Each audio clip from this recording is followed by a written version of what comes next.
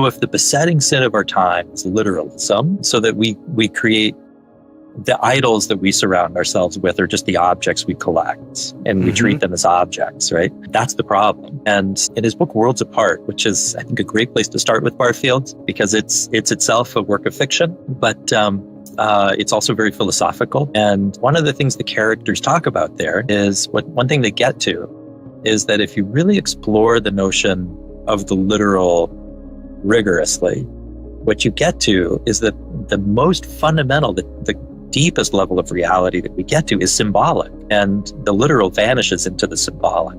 So we think rock bottom reality is the literal, like just what's the thing?